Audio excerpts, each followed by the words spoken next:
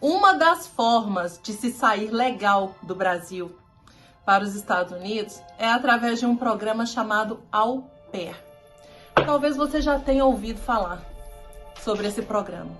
A Jéssica Freitas tinha o sonho de vir para os Estados Unidos por uma agência para trabalhar como au pair. Jéssica era uma jovem determinada, batalhadora, que correu atrás dos seus objetivos e que conseguiu chegar até aqui para trabalhar com uma família americana. Infelizmente, Jéssica não conseguiu voltar para o Brasil com vida. Se você não me conhece, meu nome é Marina na América. Eu conto histórias variadas aqui no meu canal. E hoje a história é a da Jéssica Freitas. Tá preparado para não entender como tudo funciona? Para se perguntar o porquê de muita coisa? Então vem comigo.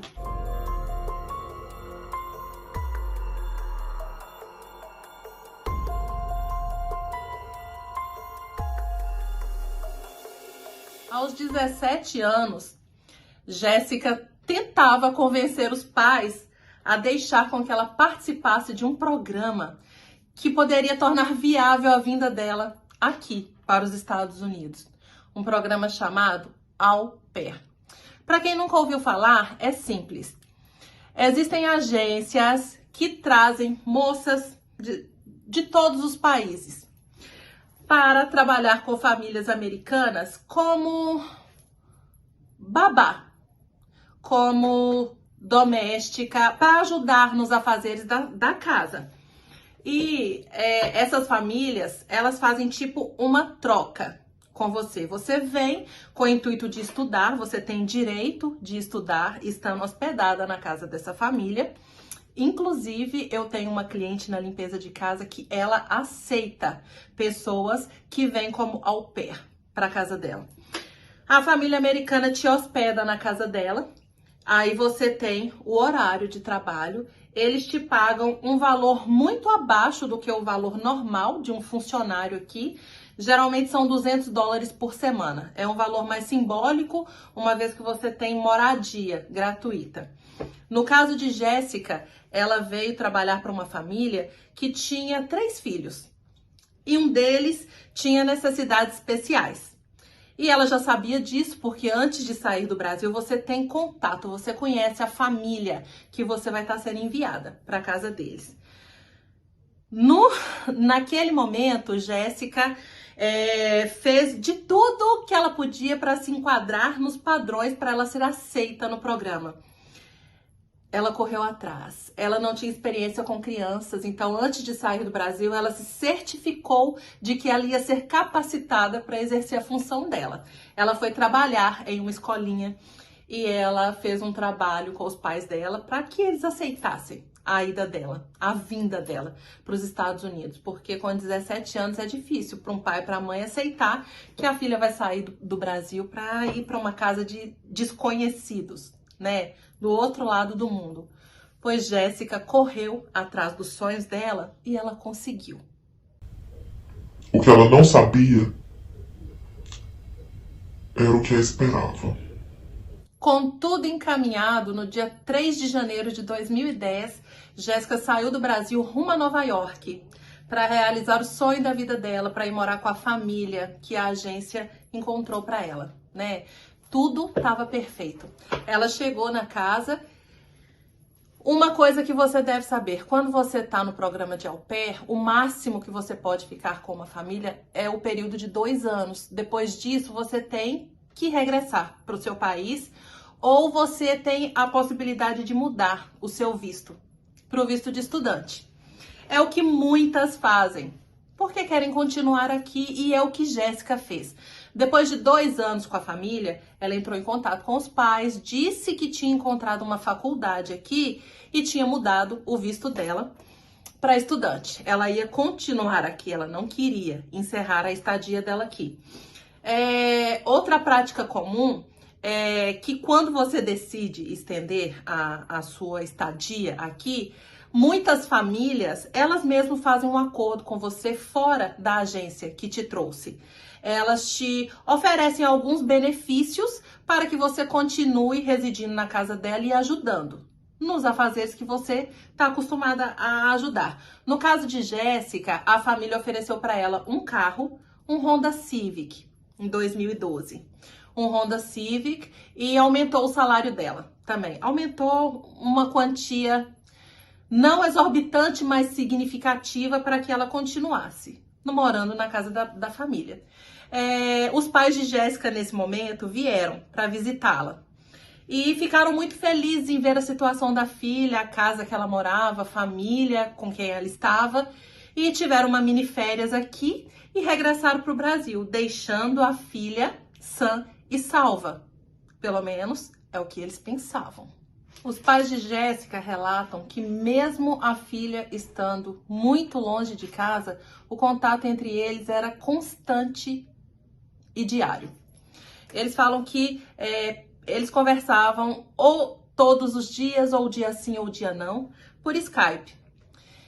E no dia 29 de março de 2012, a Jéssica ligou para eles e disse feliz que tinha conseguido pagar a faculdade com o dinheiro que os pais tinham enviado para ela e que tinha também comprado uns livros.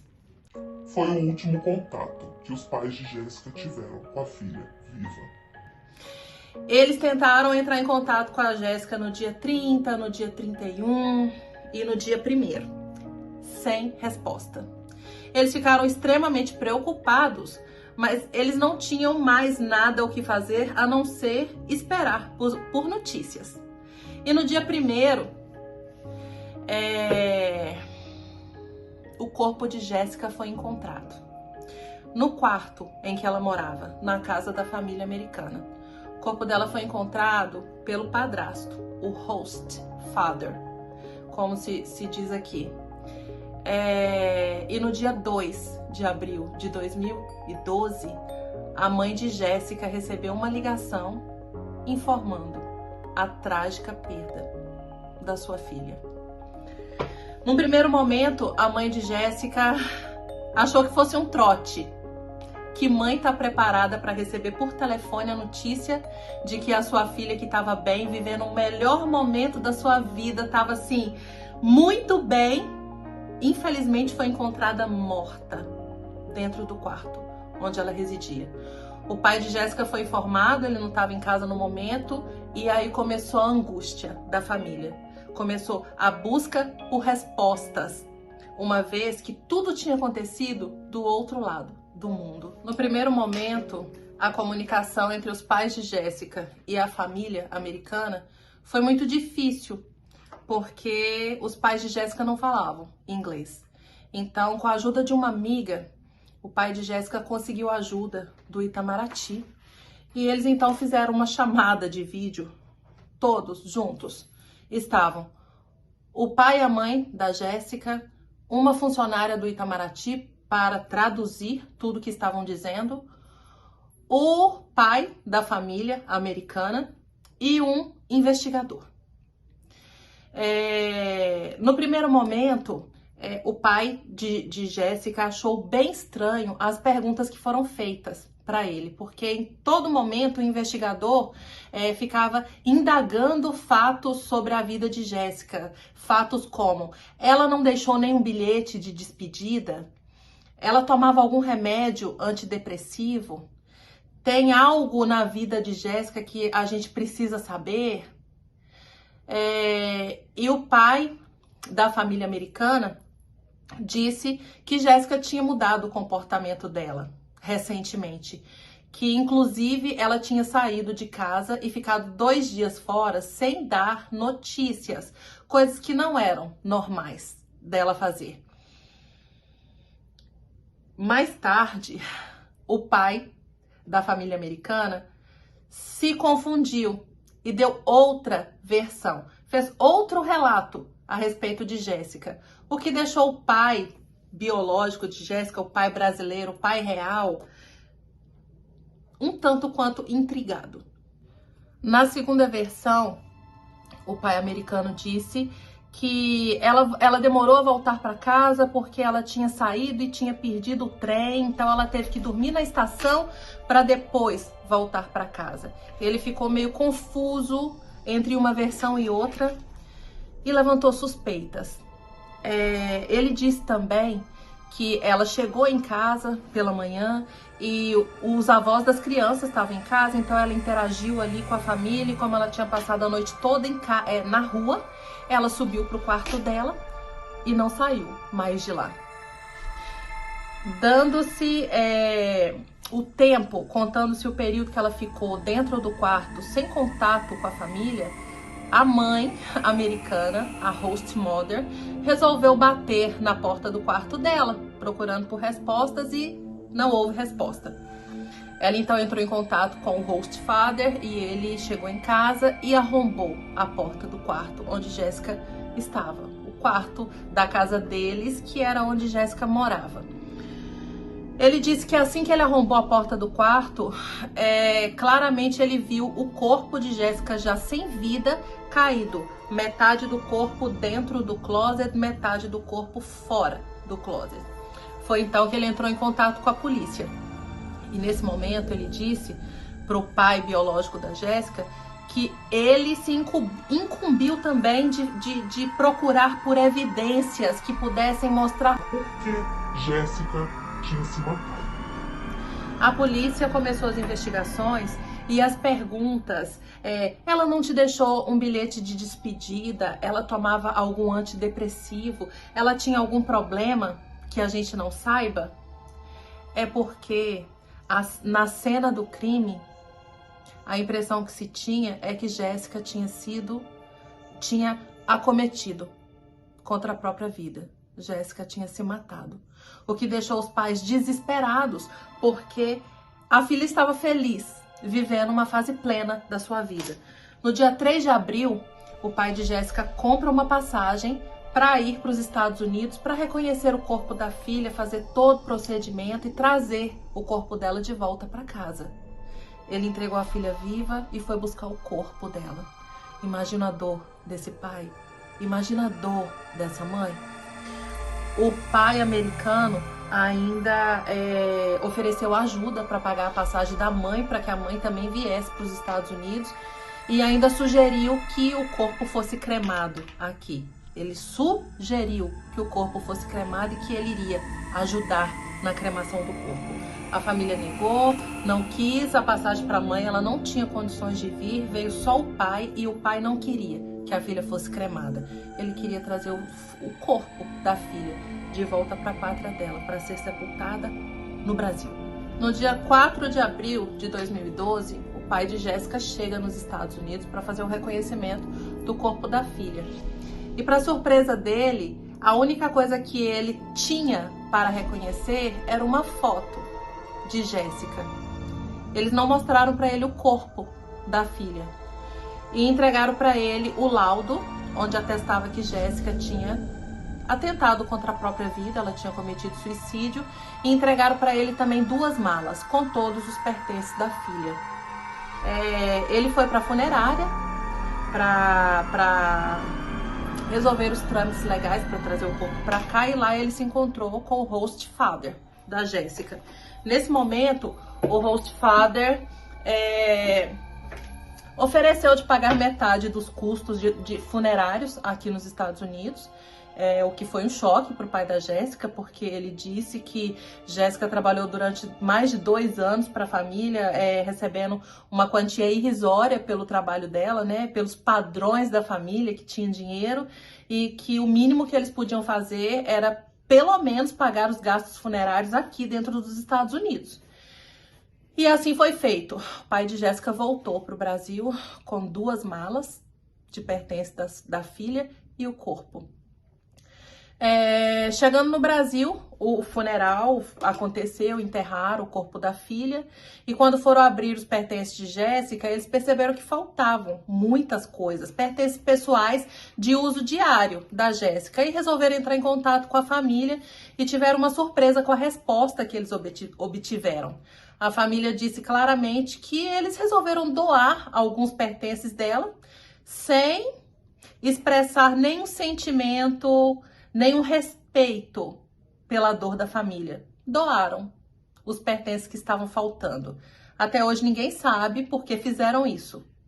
Com tantas pontas soltas em um só fio, a família de Jéssica nunca aceitou o laudo que estava no atestado de óbito de Jéssica, que dizia que ela tinha se matado. Eles começaram a lutar com todas as forças para que a morte dela pudesse ser investigada também no Brasil. Em 2013, eles conseguiram a autorização para que exumassem o corpo da Jéssica. E depois de 1 ano do acontecido, o perito legista encontrou uma grande quantidade de uma substância no fígado de Jéssica. A substância se chama doxilamina, que é usada como antialérgico, mas que em grandes quantidades ela pode dopar uma pessoa. E pode ser usada como um tipo Boa Noite Cinderela. Pode ter sido usado com más intenções. Outras evidências também chamaram a atenção do perito. Ele recebeu uma foto e no pescoço da Jéssica não tinha as marcas que geralmente ficam quando uma pessoa se enforca com um cinto. E por cima desse cinto ainda tinha uma echarpe. Quem coloca uma echarpe para tampar um cinto na hora que vai atentar contra a própria vida?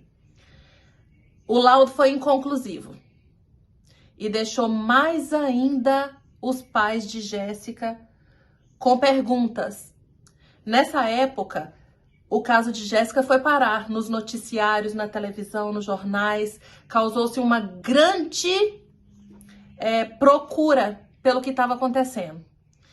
A família tentou a ajuda do Itamaraty, não conseguiram ajudar, não deram relevância para o caso, não conseguiram reabrir o caso na polícia americana, porque eles disseram que o laudo deles era aquele e, a não ser que outro fato muito gritante, uma prova muito vívida fosse lançada, aquele era o veredito final.